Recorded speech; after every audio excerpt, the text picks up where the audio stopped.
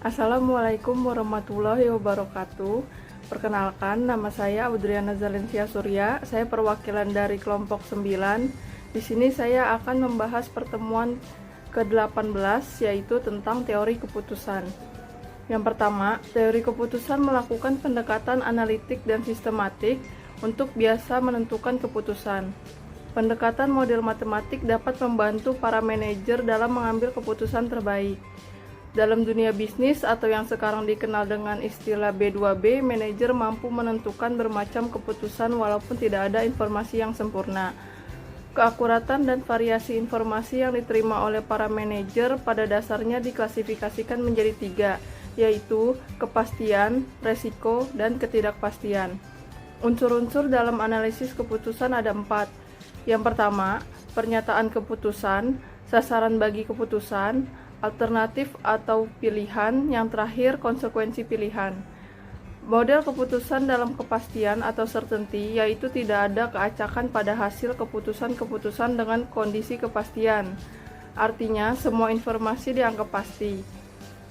Model keputusan dengan resiko menggambarkan informasi yang mengidentifikasi bahwa setiap rangkaian keputusan mempunyai sejumlah kemungkinan hasil dan probabilitas terjadinya.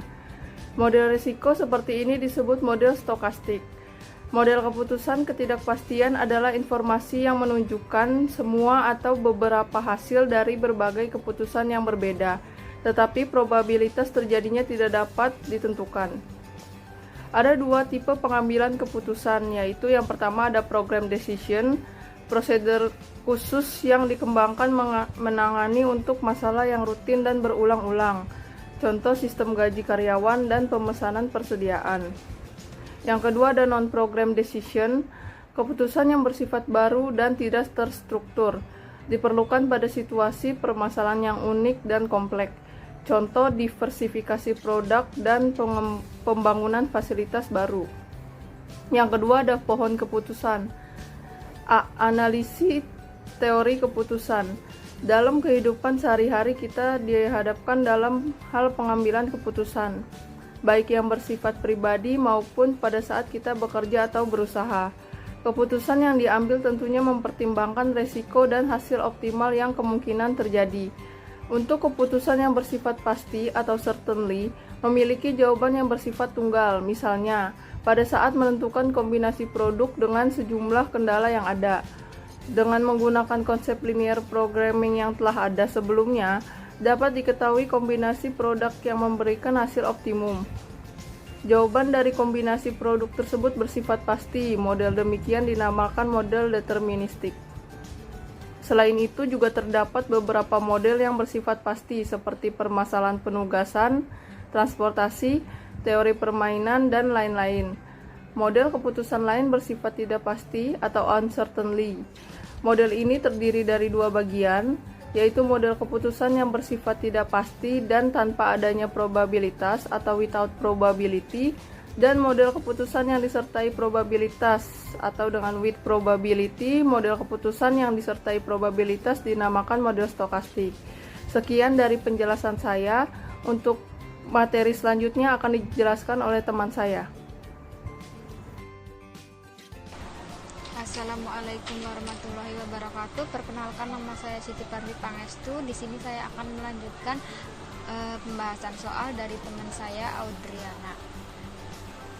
Yang pertama, kita akan menganalisis masalah dengan menggunakan pohon keputusan yang mencakup 5 langkah. Langkah yang pertama, kita akan mendefinisikan masalah itu sendiri. Kemudian yang kedua, kita akan menggambarkan pohon keputusan. Yang ketiga, kita akan menentukan peluang bagi kondisi alamiah. Yang keempat, kita akan memperkirakan imbalan bagi setiap kombinasi alternatif keputusan dan kondisi alamiah yang mungkin terjadi. Dan yang terakhir, kita menyelesaikan masalah dengan menghitung IMV bagi setiap titik kondisi alamiah. Hal ini dilakukan dengan mengerjakan dari belakang ke depan, yaitu memulai dari sisi kanan pohon, terus menuju ke titik keputusan sebelah kirinya. Kemudian di sini ada penggambaran langkah-langkah membuat pohon keputusan itu sendiri. Yang pertama kita buat kotak. Kotak di sini sebagai keputusan atau decision. Kemudian ada lingkaran di sini sebagai chance atau kemungkinan. Kemudian ada garis. Garis itu sebagai garis penghubung atau fork.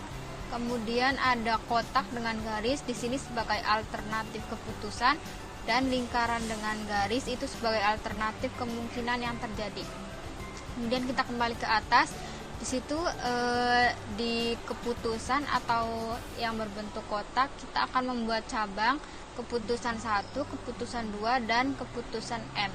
Kemudian bercabang lagi menjadi lingkaran menjadi 1, 2, dan M.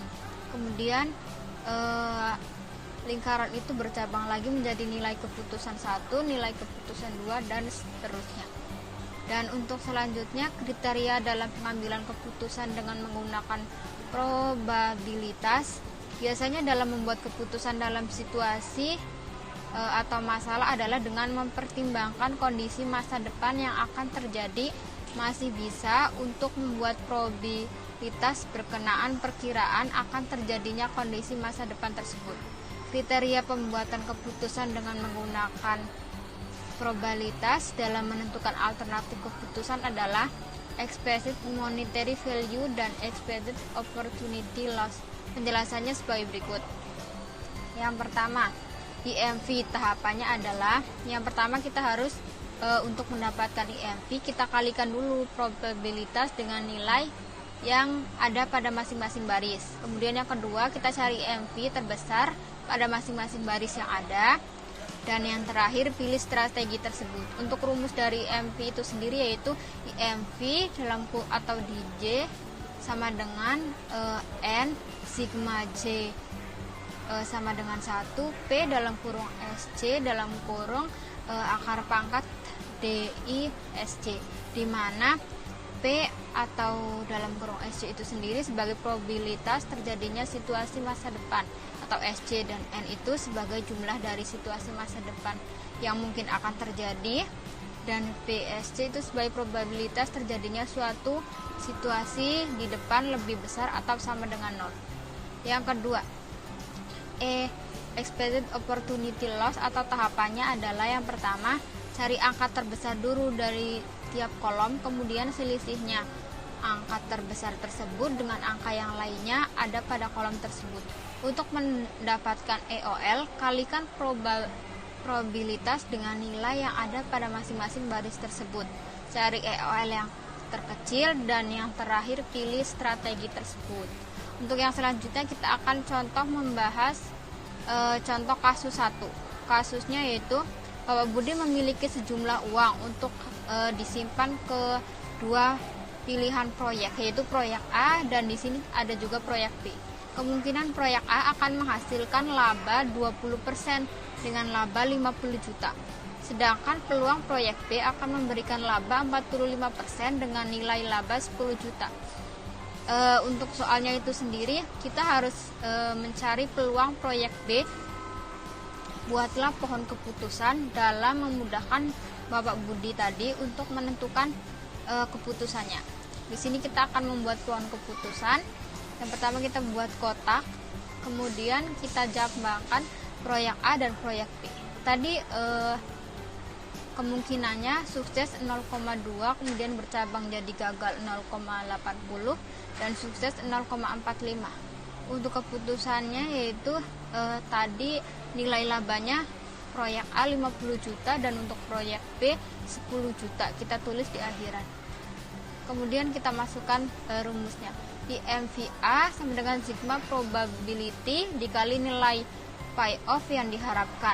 0,20 dikali 50 juta ditambah 0,80 dikali 0 dan hasilnya adalah 10 juta. IMVB atau proyek B yaitu sigma probability dikali nilai pi off yang diharapkan 0,45 dikali 10 juta ditambah 0,55 dikali 0 sama dengan 4.500.000. Jadi kesimpulannya pilihlah proyek A. Di situ digambarkan juga hasil dari akhir dari pohon keputusannya yaitu proyek A menghasilkan laba 10 juta dan proyek B 4.500.000. Untuk selanjutnya pembahasannya akan dilanjutkan oleh teman saya yang bernama Rosmaidina. Terima kasih. Assalamualaikum warahmatullahi wabarakatuh. Perkenalkan, nama saya Rosmaidina. Saya perwakilan dari kelompok 9. Di sini saya akan memberikan contoh kasus yang kedua, yaitu sebuah perusahaan mempunyai dua pilihan desain untuk lini produksi CRT baru yang beresolusi tinggi untuk stasiun kerja CAD-nya. Ramalan penjualan selama siklus hidup CRT adalah 100.000 unit. Pilihan desain A memiliki kemungkinan sebesar 0,9 untuk menghasilkan 59 CRT yang baik per 100 unit produk dan kemungkinan sebesar 0,1 untuk menghasilkan 64 CRT yang tidak baik per 100 unit produk. Biaya desainnya adalah $1 juta. Untuk pilihan desain B memiliki kemungkinan sebesar 0,8 untuk menghasilkan 64 CRT yang baik per 100 unit produk dan kemungkinan sebesar 0,2 untuk menghasilkan 59 CRT yang tidak baik per 100 unit produk. Biaya desain adalah $1.350.000. Nah, untuk penyelesaiannya kita buat seperti ini. Kita mulai menghitung dari yang desain A. Untuk desain A tadi kemungkinannya sebesar 0,9 untuk menghasilkan 59 CRT. Maka penjualannya sebesar 59.000 pada $150, yaitu $8.850.000. Untuk biaya manufakturnya atau biaya produksinya yaitu 100.000 pada $75, sebesar $7.500.000. Nah, untuk biaya CAD-nya atau biaya desainnya itu $1 juta. Nah, ini kita kurangkan semua, hasilnya yaitu $350.000. Nah, untuk kemungkinan yang tidak baiknya tadi 0,1 untuk menghasilkan 64 CRT. Maka penjualan 64.000 pada $150, yaitu sebesar $9.600.000. Untuk biaya manufakturnya atau biaya produksinya sama, yaitu sebesar $7.500.000. Nah, untuk biaya desainnya itu $1 juta sama. Nah, ini kita kurangkan lagi, maka untuk biaya desainnya sebesar $1.100.000. Nah, setelah itu kita menghitung yang desain B. Untuk desain B itu kemungkinan yang baiknya tadi 0,8 untuk menghasilkan 64 CRT. Maka penjualannya yaitu 64.000 pada $150, yaitu sebesar $9.600.000. Untuk biaya manufakturnya sama, yaitu 100.000 pada $75, maka $7.500.000. Untuk biaya desainnya yaitu sebesar $1.350.000. Nah, ini kita kurangkan lagi semuanya, maka hasilnya yaitu $750.000.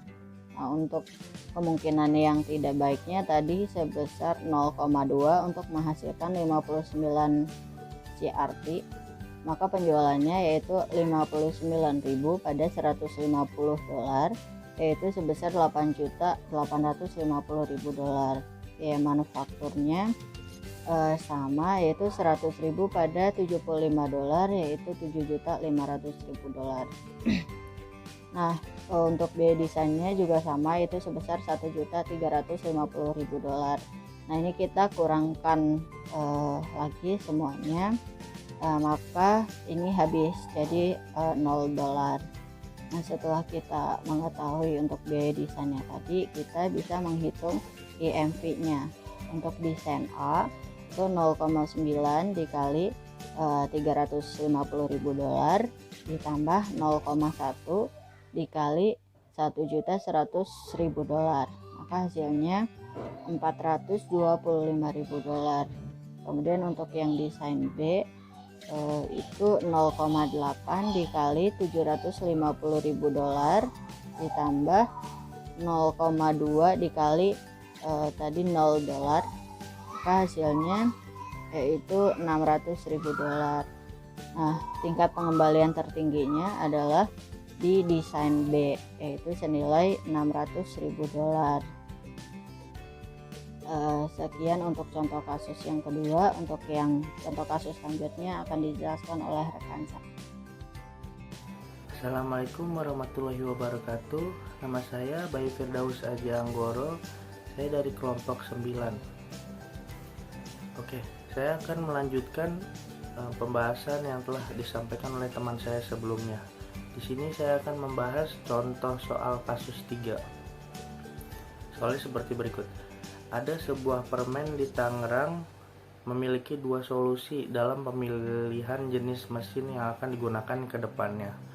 Mesin A memiliki kemungkinan 0,6 menghasilkan produk 120.000 unit dalam 1 jam dan 0,4 untuk menghasilkan unit dalam 1 jam. Harga jual untuk 1 unit adalah $5. Biaya produksi per unit adalah $150.000. Kemudian mesin B memiliki kemungkinan 0,8 menghasilkan produk 130.000 unit dalam 1 jam dan 0,2 untuk menghasilkan 70.000 unit dalam 1 jam. Harga jual untuk 1 unit adalah $5. Biaya produksi per unit adalah $1,2. Untuk konsumsi listrik yang diperlukan untuk mesin tersebut dalam 1 jam yaitu $200.000. Kemudian penyelesaiannya adalah sebagai berikut. Pertama, kita harus membuat grafik pohon seperti ini. Nah, mesin A ini memiliki 2 kemungkinan. Kemungkinan yang pertama 0,6 sebesar 120.000 unit dan 0,4 sebesar 80.000 unit. Penghitungannya seperti berikut. Yang pertama, harga jual per dolar 5 per unit, biaya sebesar $600.000, produksi sebesar 120.000, 1 per unit, biaya sebesar 150.000. Semua ini dikurangi dan hasilnya sebagai berikut, $330.000. Kemudian untuk kemungkinan yang kedua seperti ini, semua kita input 400.000 dikurang 80.000 dikurang 150.000, hasilnya 170.000. Kemudian selanjutnya untuk yang di mesin B kita punya 2 kemungkinan juga, sama seperti yang tadi kita hitung di mesin A. Perhitungannya sebagai berikut. Yang pertama, kemungkinan yang pertama 0,8 130.000 unit seperti ini, 650.000 dikurang 156.000 dikurang 200.000, hasilnya 294.000. Kemudian yang kedua seperti ini, 350.000 dikurang 84.000 dikurang 200.000, hasilnya 66.000. Kemudian untuk menghitung EMV seperti ini, desain A sebesar 0,6 dikali 330.000 ditambah 0,4 dikali $170.000, hasilnya $266.000. Kemudian untuk yang B 0,8 ditambah 0,8 dikali 294.000 ditambah 0,2 dikali 66.000, hasilnya $248.400. Kemudian dapat disimpulkan tingkat pengembalian tertinggi adalah desain A sebesar $266.000. Sekian penjelasan dari saya untuk contoh soal kasus yang ketiga. Selanjutnya pembahasannya akan dijelaskan oleh teman saya. Terima kasih. Assalamualaikum warahmatullahi wabarakatuh. Saya Anissa Roma dari kelompok 9 akan melanjutkan contoh kasus 4 dari modul teori keputusan modul 18. Dalam contoh kasus 4, menentukan bisnis yang terbaik diantaranya bisnis organik, semi organik, atau non organik dengan melihat keuntungan masing-masing bisnis adalah sebagai berikut. Jenis bisnis organik dari hasil produksi tinggi 10.000, sedang 6.500, rendah 1.000. Semi organik hasil produksinya yang tinggi 12.000, sedang 8.000 dan rendah 4.000. Untuk jenis bisnis non organik hasil produksi tingginya 15.000, sedang 12.000 dan rendah 8.000. Untuk peluang hasil produksinya, jenis bisnis organik biayanya 1.000, peluang hasil produksinya yang tinggi 0,4, sedang 0,2 dan rendah 0,4. Jenis bisnis semi organik biayanya 1.200, peluang hasil produksi 0,4 tingginya, yang sedang 0,2, rendah 0,4. Untuk non organik biayanya 1.600, peluang hasil produksi tinggi 0,4, sedang 0,2 dan rendah 0,4. Nilai EMV pada masing-masing keputusan yang diambil adalah organik, EMV-nya sama dengan 0,4 diambil dari peluang hasil produksi tinggi dikalikan hasil produksi tinggi 10.000 ditambah 0,2 peluang hasil produksi sedang dikali 6.500 hasil produksi sedang ditambah 0,4 dari peluang hasil produksi rendah dan dikali 1.000 dari hasil produksi rendah sama dengan 5.700. Untuk semi organik EMV-nya sama dengan 0,4 dari peluang hasil produksi tinggi dikalikan 12.000 dari hasil produksi tinggi ditambah 0,2 dari peluang hasil produksi sedang dikali hasil produksi sedang 8.000 ditambah 0,4 peluang hasil produksi rendah dikali hasil produksi rendah 4.000 sama dengan 8.000. Untuk yang non organik EMV-nya sama dengan 0,4 dari peluang hasil produksi tinggi dikali 15.000 dari hasil produksi tinggi ditambah 0,2 dari peluang hasil produksi sedang dikali hasil produksi sedang 12.000 ditambah 0,4 dari peluang hasil produksi rendah dikali 4.000 dari hasil produksi rendah sama dengan 11.600. Dari nilai EV dari masing-masing keputusan yang diambil, maka dapat yang telah dihitung sebelumnya dikurangi dengan biaya produksi dari setiap pilihan keputusan. Laba untuk setiap keputusan yang diambil adalah sebagai berikut. Untuk yang organik, labanya 5.700 dikurang 1.000 dari biaya peluang hasil produksi sama dengan 4.700. Untuk semi organik, labanya 8.000 dikurang 1.200 sama dengan 6.800. Non organik, labanya sama dengan 11.600 dikurang 1.600 sama dengan 10.000. Pengembalian tertinggi terdapat pada bisnis non organik sebesar 10.000. Sekian penjelasan kami dari kelompok 9 untuk modul 18 teori keputusan. Semoga materi yang kami sampaikan bermanfaat untuk teman-teman semua. Kurang lebihnya mohon maaf. Terima kasih. Sekian, wassalamualaikum warahmatullahi wabarakatuh.